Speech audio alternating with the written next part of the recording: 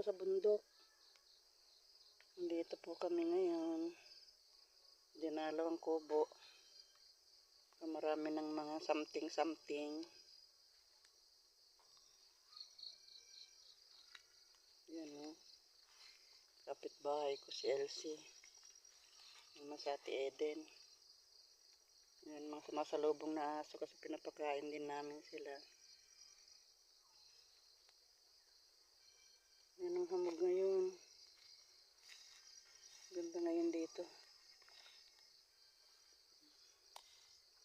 Yan, marami na namang damo kaya kailangan malinisan na naman siya.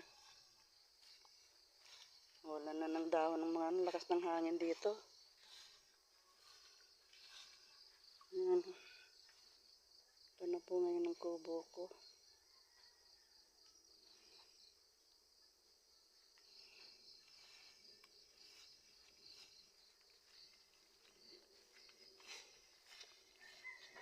Kailangan malinisan na naman siya.